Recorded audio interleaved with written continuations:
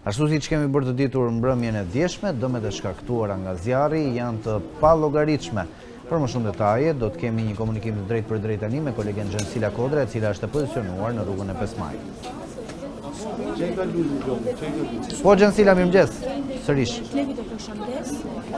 Po Klevi, përshëndetje sërish. Në fakt dy kapanonet ADB të cilët që për mbrëmjes së djeshme në zonën e 5 Majit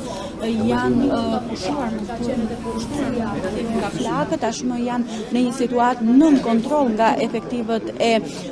policisë, por njëkohësisht edhe forcat e shërbimit zjarfikës. Ka pasur gjatë natës, por edhe në orët e para të mëngjesit reaktivizime në vatra të vogla zjarri, duke e kontrolluar dhe duke pasur në kontroll vatrat e reaktivizuara, mund të themi, për shkak të ngjarjes së ndodhur që prej mbrëmjes së djeshme, duke ju referuar burimeve nga grupi hetimor, pasi një grup ekspertësh ka nisur tashmë punën me njëherë pas normalizimit të situatës dhe qetësisë që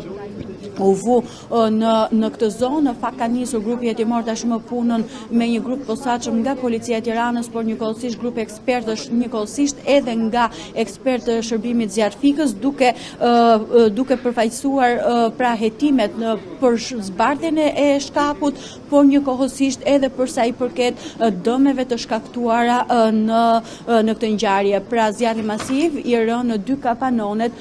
ku mbrëmjen e djeshme përpiu të dyja këto magazina. Në secilën prej magazinave, pra kapanoni A dhe kapanoni B, që ndodhet pas krave të mi, janë dy magazina në të cilën ishin pra më shumë se 100 magazina apo dyqane të vogla, mund të themi, ku ruheshin mallrat e tregtarëve që më pas i nxirrnin dhe i shisnin në tregun kryesor. Janë dy magazina në fakt, të cilat në secilën prej tyre ka pasur mbi 50 dyqane dhe në total sipas burimeve janë mbi 10.000 metër katror, të cilat janë shkrumbuar totalisht. Pjesa më e madhe e të gjitha këtyre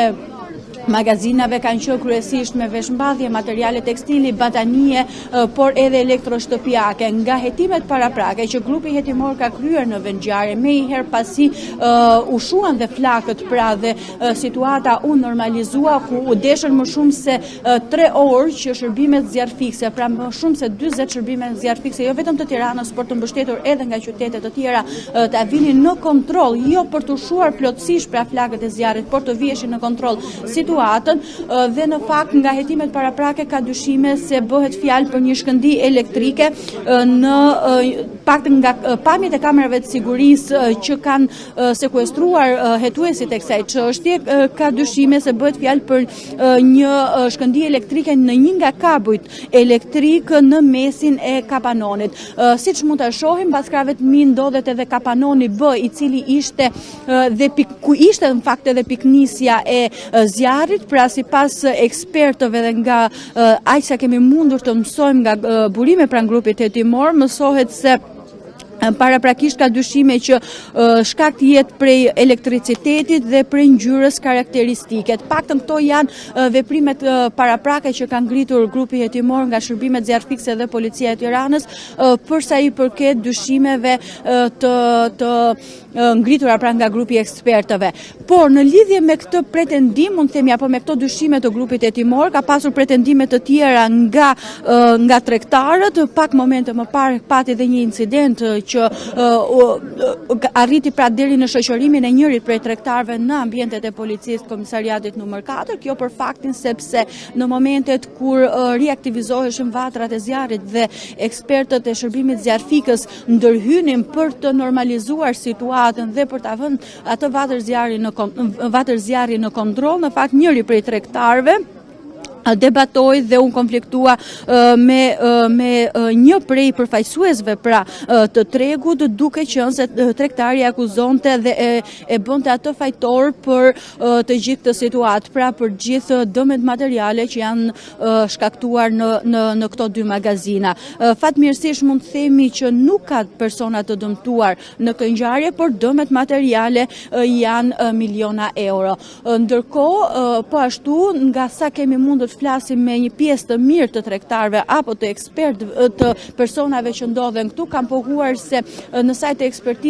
ekspertizave paraprake ka dyshime për një shkëndijë elektrike, por njëkohësisht akuzat e hedhura nga tregtarët dhe personat që kishin pra zotëronin dhe kishin marrë me qëra këto ambiente kanë akuzuar se mund të jetë një zjarrvënie e qëllimshme. Pjesa më e madhe e tyre pohojnë se kanë dëme të konsiderueshme pra në këto magazina ku prej vitesh magazinonin të gjitha materialet që ata nxjerrin në shitje, por njëkohësisht po ashtu pohojnë se kërkojnë dëmshpërblim për këto, edhe pse në fakt pohojnë nga ana tjetër se nuk ishin të siguruar. Dhe momente që kanë shkuar për të siguruar pranë sigurimeve, ata pohojnë se nuk mund të siguroheshin, kishin pak kohë që kishin lidhur kontratat e reja, mund të themi të paktën sipas tregtarëve të cilët kishin këto magazina, por pohojnë se pjesa më e madhe e tyre, për mos thënë pra të gjithë, ishin të pasiguruar për aq kohë sa sipas tyre nuk kjo godim, pra të dyja godinat kapanoni A dhe B nuk kishin kushtet e mjaftueshme për të siguruar. Pra ndërtesat e këtyre dy kapanonëve nuk plotësonin kushtet për të siguruar këta tregtar, paktën sipas tregtarëve. Ndërkohë po ashtu nga ana tjetër ka pasur akuza të ndërsjellta edhe ndaj institucioneve, kryesisht ndaj shërbimit zjarfikës, duke pohuar se ato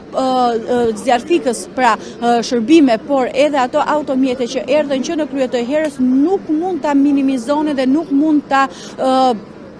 vinin situatën në kontroll që në momentet e para, gjë që sipas tregtarëve kjo ngjarje nuk mund të ishte kaq katastrofike për aq kohë sa zjarri mund të ishte izoluar dhe mund të ishte vënë në kontroll nëse do të kishte masa më të shtuara siguria apo masa më të shtuara të shërbimit zjarfikës. Faleminderit për gjitha informacionet që ndave me ne. Faleminderit ju. Ne do të mbetemi te e njëjta